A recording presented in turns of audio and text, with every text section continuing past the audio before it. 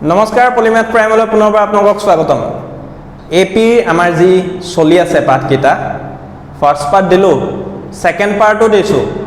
আজি আমি আপোনালোকক থাৰ্ড পাৰ্ট দিম 5.2 ৰ যিকিটা অংক বাকি আছে আৰু মোৰ যি বান্ধৱীৰ যি অংক আছিল আপোনালোক ইয়াৰ আগৰ পাৰ্টত পাইছিলে হেকিনিও আপোনালোকক দিম গতিকে বলক পলম নকৰি আজিৰ ভিডিওটো আৰম্ভ কৰো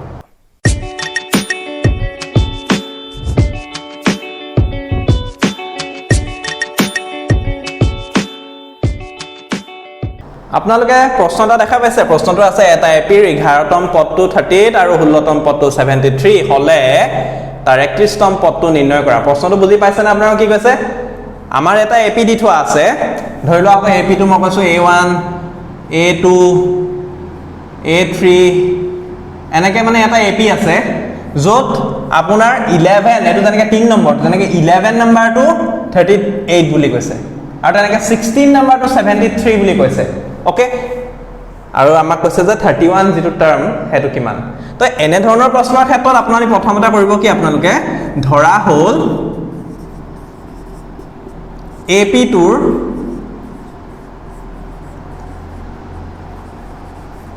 প্ৰথম পদ ইকুৱেল a আৰু সাধাৰণ অন্তৰ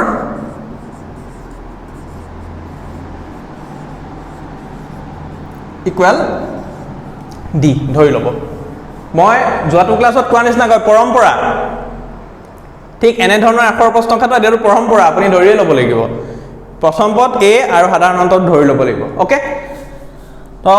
এতেকে প্ৰশ্ন মতে আমাক প্ৰশ্নটা কৈছে যে 11তম পদ দ্যাট মিন্স a11 ইকুৱেল কিমান হৈছে 38 ओके तो याक एकेस्टटा भाঙিয়ে দিউছন মই আগৰ ক্লাছত কৈছিলো a11 that means a plus 10d clear হৈছে ইকুৱেল 38 ইয়াক একো কৰিব নোৱাৰো ইয়াক 1 বুলি নাম এটা দি থৈ মই গুছি গৈছে ৰখতে আৰু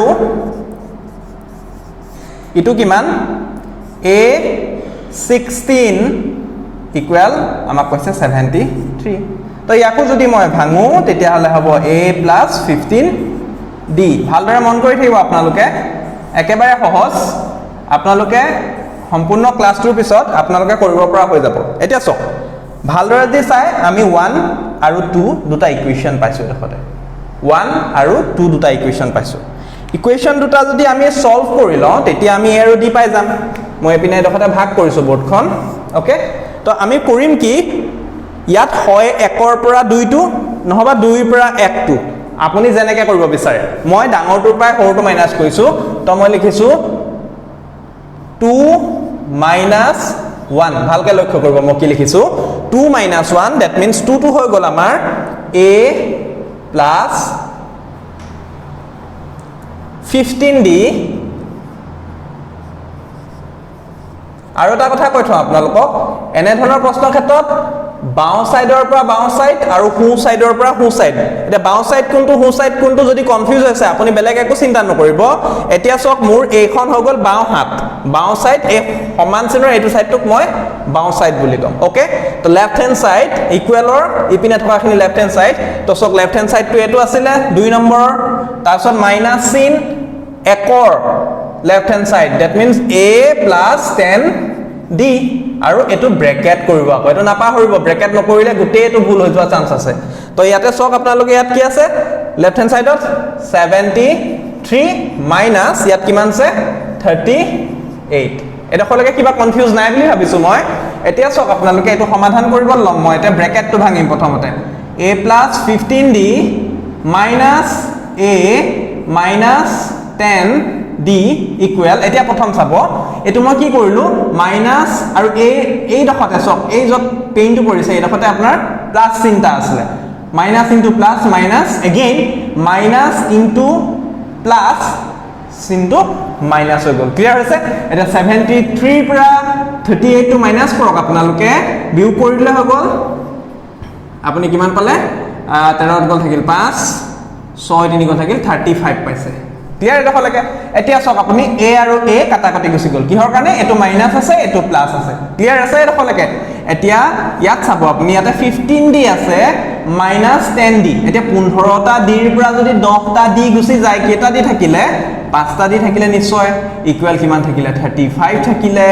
এতিয়া সব d ইকুৱেল কিমান হৈ গল 35 divided by 5 that means therefore d equal 7 ওলালে 5 ৰে 35 কাটি দিলো 35 কাটি দিলো 7 আমি d টো পাই গৈছো যেনিবা কোনো অসুবিধা নাই কিন্তু আমাক এতিয়া প্ৰয়োজন হ'ব a টো তো আমি d ৰ মানটো লৈ গৈ হয় 1 নহয় 2 কৰবাত বহাই দিম এতিয়া d ৰ মান ইচ্ছা কথা 1ত বহাই নে 2ত বহাই মই 1তে বহাইছো 1ত বহুৱাই এতিয়া সব d ৰ মানটো যেতিয়া মই 1ত বহাই দিম d টো আছে প্ৰথম 1 টো কি আছিল সব a + 10d ভালকে চাব a + 10 আৰু d ৰ জায়গাত মই এটা লিখি দিম 7 ক্লিয়াৰ হৈছে a + 10d আছিল d ৰ জায়গাত মই জাস্ট 7 টো বহাই দিছো আৰু ইকুৱেল 38 যেনেকৈ আছিল তেনেকৈ লিখি দিছো মই এতিয়া এটো সব সমাধান কৰিম a + 7 * 10 that means 70 equal 38 okay তো ইয়াৰ নেক্সট ঠাইত মই কি পাম a equal 38 - 70 কিয় হল so a to 72 a to সাইডে প্লাস চিন আছিলে ইকুৱেল চিনটো ইটো সাইডলৈ গুছি যোৱাৰ লগে লগে মাইনাস চিনটো নেক্সট a equal to আপোনাৰ তেতিয়াহলে কিমান ওলাব মাইনাস এটো বিয়োগ কৰি দিয়ক আপুনি বিয়োগ কৰিলে কিমান পাব -32 পাই গলো ক্লিয়াৰ এটা হলকে তাৰ পিছত থাকিলে মই a ও পাই গলো আৰু d ও পাই গলো কাৰণ সব মই d ৰ ভ্যালুটো ইয়াতে আছে এটো d ৰ ভ্যালু আছিলে আৰু এতিয়া মই পাইছো a ৰ ভ্যালু আৰু প্ৰশ্নৰে কিন্তু d আৰু a হুদি থকা নাছিলে আমাক প্ৰশ্নই হুদি আছিল কোনটো যে আমাক হুদি আছিল 31 এটাকে কিমান 31তম পদ that means a 31 equal a plus কি হয় হদাই মই কৈছিলো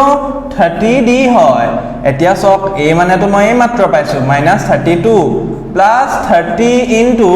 আৰু d মানে মই কিমান পাই থৈছো 7 পাই থৈছো এতিয়া সক -32 plus 210 এতিয়া সক এটো আগত মাইনাস আছে এটো আগত প্লাস আছে টেনশন নলব জাস্ট কি কৰিব এটোৰ পৰা ডাঙৰটোৰ পৰা সৰুটো বিয়োগ কৰি দিয়ক আৰু যদি বিয়োগ কৰে আপুনি কিমান পাব আপুনি বিয়োগ কৰিলে পাব 178 পাব আৰু ডাঙৰটো আগত যেহেতু প্লাস আছে তো আমাৰ আনসাৰ প্লাস ওলাব তেতিয়াহলে প্ৰশ্নটোৰ আনসাৰ কি হ'ব এটাকে 31তম পদটো এটাকে 31তম পদটো ইকুৱেল 178 ক্লিয়াৰ হৈছে আপোনালোকৰ এটো ফাৰ্স্ট কোৱেশ্চন তো আপোনালোকে বুজি পালে নেক্সট আকো কোৱেশ্চন আহি গল কোৱেশ্চন তো প্ৰথমটোৰ নিচিনা একেই অলপমান জাস্ট ডিফাৰেন্স আছে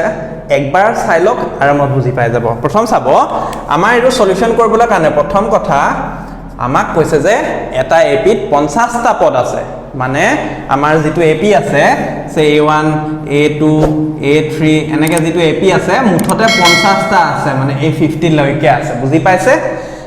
তাত কৈছে যে যাৰ তৃতীয় পদটো 12 মানে থাৰ্ড টাৰ্ম ইজ 12 এন্ড হেখৰটো 106 প্ৰশ্নটোতে আনসাৰ ওলাই আছে ভালকে চাব গলে আৰু মই ইতিমধ্যে ইয়াৰ প্ৰথম প্ৰশ্নটো যেতিয়া কৈছিলো যে পৰম্পৰাৰ নিচিনা কয় আপোনালোকে এটো লিখিবই লাগিব যে ধৰা হল এপি টুৰ প্ৰথম পদ ইকুয়াল আমি ধৰি লম a বুলি আৰু সাধাৰণ অন্তৰ ইকুয়াল d অৰ্থাৎ আমি আখৰ অংকখিনিত এটো লিখিবই লাগিব ওকে তো এটাকে প্ৰশ্নমতে আমাক প্ৰশ্নমতে কি বুলি কৈছে আমাক প্ৰশ্নমতে কৈছে যে তৃতীয় পদটো that means third term is a3 clear কিমান কৈছে 12 লিখি দিলো আৰু a3 মানে আমি জানো কিমান a + 2d অৰ্থাৎ যেটো ক তাতকৈ এক কমাই পিনি দি দিবলে আমি আগৰ যেটো পাৰ্ট 2 ক্লাস আছিল তাত আমি এটোৰ বিষয়ে বিতংকৈ আলোচনা কৰিছিলো আৰু ইয়াক আমি এতিয়া কি বুলি নাম দি লৈছো 1 আৰু হিটু কৈছে যে হেখৰ পদটো ভালকে মন কৰিব এই টাৰ্মটো মনত ৰাখিব যে হেখৰ পদটো 106 এতিয়া মনত ৰাখক যে পদ কেটা আছিল 50টা আছে that means a50 মানে আপোনাৰ 106 ক্লিয়াৰ হৈছে আপোনালোকৰ কথাষাৰ চক এতিয়া গতিকে ইয়াত লিখিম কি A50 লিখিম কিহৰ কাৰণে লিখিলো বুজি পাইছে নিশ্চয় 106 এতিয়া ইয়াতো কি লিখিম মই A+49D আৰু ইকুৱেল 106 আৰু ইয়াৰ নামও তেনেকৈ কি বুলি দিম মই 2 বুলি দিম এডখৰলৈকে ক্লিয়াৰ হৈছে আপোনালোকে মই আকৌ বৰ্ডখন এডখৰতে আধা কৰি লৈছো এতিয়া চাব মই ইয়াৰ আগৰ প্ৰশ্নটো কৰাৰ নিচিনা কয় হয় 1 ৰ পৰা 2 টো মাইনাস কৰিম নতুবা 2 ৰ পৰা 1 টো মাইনাস কৰিম ডিপেন্ড আপোনালোকৰ ওপৰত কৰে যে কোনটোৰ পৰা কোনটো মাইনাস কৰে এতিয়া সব মই ডাঙৰটোৰ পৰা সৰুটো মাইনাস কৰিম ইয়াত লিখিম মই এটাকে 2 - 1 আৰু 2 - 1 লিখাৰ লগে লগে আকৌ এ বাও সাইডটোৰ পৰা ইয়াৰ বাও সাইডটো মাইনাস কৰিব লাগিব গতিকে মই কি লিখিম A+49D minus A+2D A+2D left hand side to হৈ গল ঠিক তেনেকৈ এতিয়া right hand side to মই মাইনাস কৰিব লাগিব 106 minus 12 ক্লিয়াৰ হৈছে এডখৰ এতিয়া চক মই a টো ব্ৰেকেটটো ভাঙি লম A+49D minus A minus 2D এটো ক্লিয়াৰ হৈছে আপোনালোকে minus into plus minus minus into plus minus এটা কলে গব এটা এটা বিয়োগটো চাওকচোন 6 ৰ পৰা 2 গল থাকিল 4 থাকিলে 0 ৰ পৰা 1 মাইনাস গুছি গল এটা 0 ৰ পৰা 1 টো মাইনাস না যায় কি কৰি দিলে এই ধাৰ লৈ ললে অৰ্থাৎ কিমান হৈ গল এক ধাৰ লৈ ললে 994 ক্লিয়াৰ এডখত 10 ৰ পৰা 1 গল থাকিল 9 মানে বুজি পালে এক ধাৰলৈ ললে বা জনেকে কৰে আপোনালোকৰ কথা ইয়াতে a গুছি গল কিমান পাম এতিয়া সব 49d ৰ পৰা দুটা d গুছি গল দ্যাট মিন্স 47d ইকুৱেল 94 আৰু d ইকুৱেল টু কিমান ওলাব এতিয়া 94 ডিভাইডেড বাই 47 therefore d ইকুৱেল 2 ক্লিয়াৰ হৈছে এডখৰলৈকে এতিয়া সব আমাৰ d ভ্যালু পাই গলো ইয়াৰ আগৰ প্ৰশ্নটোৰ নিচিনা কয় d ভ্যালুটো কত আনিব লাগিব মই হয় 1ত নহয় 2ত বহাব লাগিব গতিকে ইয়াত লিখি মই এটাকে d ৰ মান 1ত বহুৱাই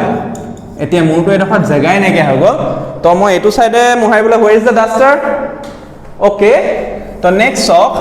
এটো সাইডে মই লিখিম এতিয়া চাব আপোনালোকে একত যেতিয়া বহাই দিম একৰ সমীকৰণটো মোৰ আছিল A+2D আছিল ওকে A+2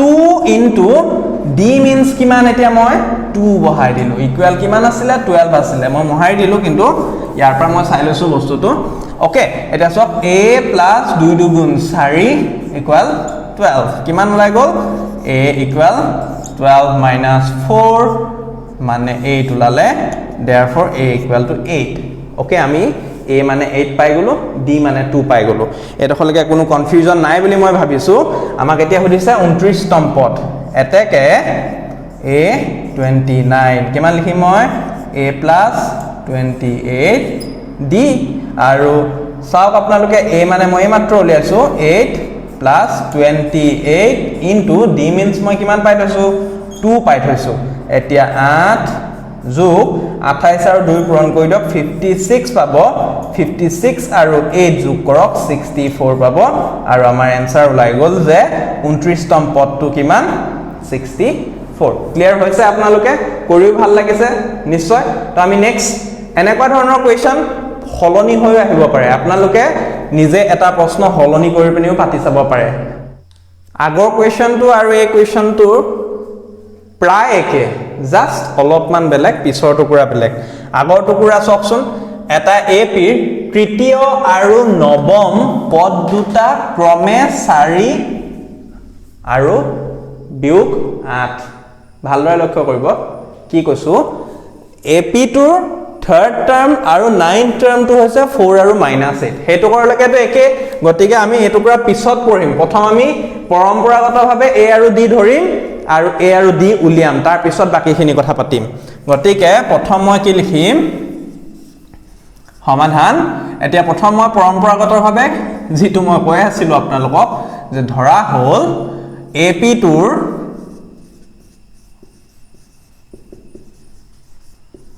প্ৰথম পদ ইকুৱেল a মই ধৰি ললো আৰু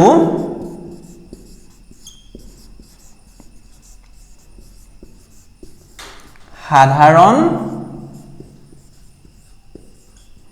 অন্তৰ ইকুৱেল d মই এডখৰলৈকে ধৰি লৈছো এতিয়া প্ৰশ্ন মতে আগৰটো নিচিনাকৈ একেই জাস্ট অলপমান পিছৰ টুকুৰা বেলেগ হৈছে এতিয়া সব প্ৰশ্ন মতে আমাৰ কি কৈছে তৃতীয় আৰু নৱম পদ দুটা ক্ৰমে মিন্স কি বুজায় a টোৱে বুজাব প্ৰথমটো মানে বুজি পাইছে কি কৈছো মই গতিকে তৃতীয় পদ দ্যাট মিন্স a3 ইকুৱেল 4 আৰু a3 মানে আমি জানো a + 2d ক্লিয়াৰ এডখৰ 4 এক নম্বৰ নাম দি দিলো আৰু হিটুত কি আছে সব আপোনাৰ দিছে নৱম পদ that means a9 equal -8 a9 মানে কিমান a + 8d ইকুৱেল -8 ইয়াৰ নাম দি দিলো মই 2 আগৰ নিচিনাকৈ মই এতিয়া কৰিম কি যে 2 ৰ পৰা 1 টো মাইনাস কৰিব পাৰো নতুবা 1 ৰ পৰা 2 মাইনাস কৰিব পাৰো মই দেখাইছো এবাৰ 1 ৰ পৰা 2 মাইনাস কৰি দেখাইছো ওকে নাও 1 - 2 1 - 2 কৰিব যাওতে চাব প্ৰথম এতিয়া 1 টো যেহেতু লিখিলো প্ৰথম মই গতিকে ইয়াৰ লেফট হ্যান্ড সাইড টো লিখি লওক বাও সাইড টো a + 2d ব্র্যাকেট কৰি দিয়ক মাইনাস ইয়াৰ এটো সাইড লিখক কি হৈ গল a + 8d আকৌ ইয়াৰ এটো সাইড লিখি লওক ইকুৱেল 4 আৰু মাইনাস কৰিছে গতিকে মাইনাস এটো নিজে মাইনাস এটো আৰু ই নিজে কি আছে -8 ক্লিয়াৰ হৈছে নে এডখত ভুল নকৰিব আকৌ এডখত ভুল কৰিলে ইমান টুকুৰাৰ কষ্ট থলে যাব আকৌ গতিকে চাওক ইয়াতে a + 2d -a আৰু মাইনাস ইনটু প্লাস -8d এটো ভাঙি লওক 4 minus into minus that means +8 clear এডখলৈকে ইয়াতো a আৰু a গুছিয়ে গল কটাকটি চাওক 2d -8d ভালকে লক্ষ্য কৰিব 2 ৰ পৰা 8 টো মাইনাস নহয় গতিকে 8 ৰ পৰা 2 টো মাইনাস কৰি দিয়ক 6d পাই গলো আমি কিন্তু ডাঙৰটো আগত যেহেতু মাইনাস আছে তো মাইনাস লাহেকে বহাই দিয়ক একো কনফিউজ নহব আৰু এপিনে সব 8 + 4 দ্যাট মিন্স 8 * 4 = 12 এতিয়া d ইকুৱেল কিমান ওলাই গৈছে আপোনাৰ 12 ডিভাইডেড বাই -6 therefore d ইকুৱেল 6 ৰে 12 দুবাৰ গল আৰু মাইনাসটো ই লগত লৈ গুছি আহিলে d ৰ ভ্যালু আমি পাই গৈছো এডখলৈকে এতিয়া কি কৰিম আমি এতিয়া d ৰ মান কত বহাব ইচ্ছা কথা 1 ত বহাই নে 2 ত বহাই 1 টো সৰু গতিকে 1 তে বহাব চাম 1 ত বহুৱাই জায়গা কমিছেগে আৰু a + 2 * -2 আৰু ইপিনে কি আছিল চাওক আপোনালোকে 4 ওকে তো মই এডখৰ ইয়াতে ভাঙি লৈছো a সব ভালকে plus into minus that means minus 2 * 2 = 4 আৰু equal 4 okay next a equal 4 + 4 কি হল আপোনালোকে ইয়াত চাওক যে ইয়াত যেটো 4 আছিল এপিনে মাইনাস আছিল সমান চিনৰ এটো সাইডলে পঠাই দিলো প্লাস হৈ গল তো মোৰ লালে কিমান a = 8 মইটো মহাৰি পানি এটেকে দি দিছো এতিয়া যদি চাও আমি a পাই গলো a কিমান পালো আমি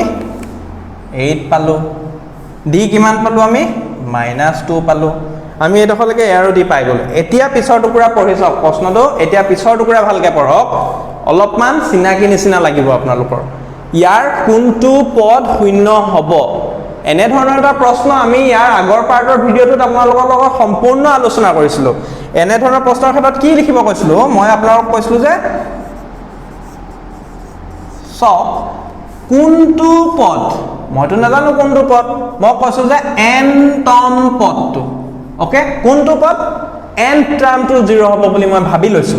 গতিকে মই লিখিছো যে ধৰা হল n তম পদটো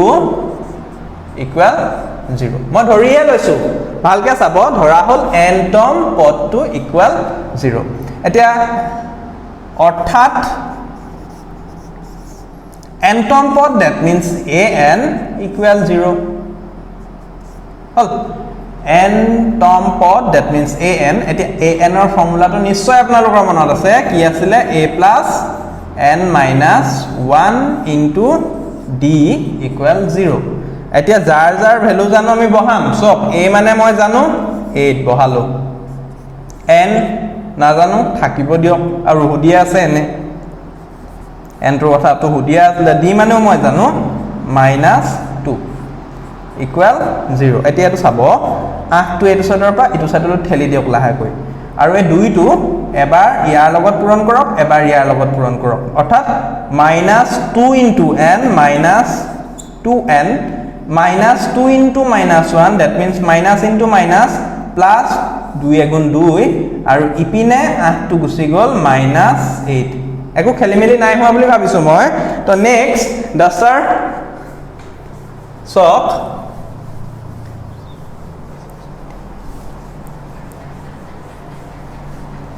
এতিয়া চাব -2n আৰু ইটো সাইডে -8 আৰু 2 টো এটো সাইডৰ পৰা এটো সাইডলৈ গুচি আহিলে that means -2 ক্লিয়াৰ ভালকে চাব -8 -2 that means 8 টকা ধাৰ আকৌ 2 টকা ধাৰ মানে -2 -8 -2 that means -10 আৰু এইপিনৰ পৰা ইটসাইডে গুচি গল -2 এতিয়া 2 ৰে 10 কাটি গল 5 বাৰ মাইনাস মাইনাস কাটা কাটি গুচি গল therefore n equal 5 এতিয়া চাব n তম পদটো 0 মানে 5 তম এতেকে 5 তম পদটো 0 হব আৰু প্ৰশ্নৰ এনসাৰ আমাৰ ওলাই গল একেবাৰে সহজ আপোনালোকে দেখিছে এছএছএলসি ত আহিব এই কোৱেশ্চন আপোনালোকে একবাৰ নিজে আকৌ এবাৰ কৰি চাওক প্ৰশ্নটো আহিব এই প্ৰশ্নটো আপোনালোকে মাৰ্কস পাবই লাগিব আৰু পাই যাব গ্যাৰান্টি আছে very important and simple question মন কৰক এটা এপিৰ 17তম পদটো 10তম পদটোতকৈ 7 ডাঙৰ এই দফাতে কিবা কনফিউজ লাগিছে নেকি একদম নালাগিব মই আছো আপোনালোকক কনফিউজ দূৰ কৰি আছো ভালকে চাওক 17তম পদটো 10তম পদটোতকৈ তকৈ যত আছে হেতু অলপ বল কৰি চাব তকৈ 7 ডাঙৰ বাৰু প্ৰশ্ন আকৌ পঢ়া আগত মই এটা কাম কৰি লও প্ৰথমতে মই কি লিখিম পৰম্পৰা যেটো আমি কৰি আছিলো ধৰা হল এপি টুৰ প্ৰথম পদ ইকুৱেল a আৰু সাধাৰণ অন্তৰ ইকুৱেল d আমি পৰম্পৰাগতভাৱে যেটো লিখি লোৱা কথা কৈছিলো লিখি ললো এতিয়া প্ৰশ্ন মতে এতেকে প্ৰশ্ন মতে ভালদৰে লক্ষ্য কৰক আপোনালোকে এতিয়া বস্তুটো চাওক প্ৰশ্নটোত কৈছে যে প্ৰশ্নটোত ভালকে লক্ষ্য কৰক যে 10তম পদটোতকৈ 7 ডাঙৰ লক্ষ্য কৰক 10তম পদটোতকৈ 7 ডাঙৰ 10তম পদটোতকৈ মানে a10 কৈ 7 ডাঙৰ কোন 17তম পদটো মানে a17 বুজি পাইছে মই কি কৈছো ইয়াক এনেকে নিলিখি আপোনালোকে যদি ভাবে এনেকেও লিখিব পাৰে মই বা বুলি কৈ দিছো যে a17 equal a10 plus 7 confuse নহব এটো লিখিলেও হ'ব এটো লিখিলেও হ'ব মই এইটো অতৰাই লিখছো বুজাবৰ কাৰণে লৈছিলো মই এটো ইউজ নকৰো এতিয়া বৰ্তমান এটো ইউজ কৰি পিনি কৰিম ওকে তো মোৰ সব বস্তুটো প্ৰশ্নমতে 17তম পদটো a17 10তম পদটোতকৈ তকৈ that means plus 7 বেছি মানে plus 7 তো এটো ভাঙক a17 মানে কিমান হৈ গল a plus 16 দি এপিনে a plus 10 the that means a plus 90 clear a10 that means a plus 90 আৰু plus 7 যেনেকৈ আছে তেনেকৈ লিখি দিলো এতিয়া মই a আৰু d একেটা সাইড কৰি লম মানে a plus 16 দি a2 এটো সাইডৰ পৰা আপোনাৰ এটো সাইডলৈ গুচি আহিলে -a আৰু এইটো প্লাসটো এইটো চালে গুচি আহিলে -9d ইকুৱেল 7 ক্লিয়াৰ হৈছে এডোখৰত নেক্সট চাওক এটোৱে গুচি গ'ল নেক্সট এডোখৰতে মই ভাগ কৰি লৈছো এতিয়া চাওক 16d তাৰ পৰা 9d গুচি গ'ল মানে 7টা d থাকিলে ইকুৱেল 7 আৰু ইয়াৰ পৰা মু ওলাই গ'ল d ইকুৱেল 7/7 এতেকে d ইকুৱেল টু মু ওলাইছে 1 আৰু প্ৰশ্নটো সুধিছিলে যে সাধাৰণ অন্তৰ নিৰ্ণয় কৰা আৰু d মানে হয় কি মোৰ সাধাৰণ অন্তৰ হয় এতেকে AP টুৰ সাধাৰণ অন্তৰ 1 ক্লিয়াৰ হৈছে একেবাৰে সহজ এই প্ৰশ্নটো আপোনাৰ মৌখিকভাৱেও সুধিব পাৰে আপুনি মৌখিকভাৱেও কৰিব লগা হ'ব পাৰে গতিকে প্ৰেক্টিস ৰাখক আহিব পৰীক্ষাটি গতিকে আজিৰ ভিডিওটোত আমি ইমানখিনি আলোচনা কৰিলো ইয়াৰ পাছৰ ভিডিওটোত ইয়াৰ বাকি পিছলে থকা প্ৰশ্নখিনি আপোনালোকৰ সৈতে আলোচনা কৰিম নিশ্চয় ভাল লাগিছে বুলি ভাবিছো আপোনালোকে কমেন্ট কৰিব এটা লাইক কৰিব আৰু যদি এতিয়াও সাবস্ক্ৰাইব কৰা নাই আমাৰ চেনেলটো তেতিয়াহলে সাবস্ক্ৰাইব কৰিব আৰু বন্ধুৰ সৈতে শ্বেয়াৰ কৰিব আজিলৈ ধন্যবাদ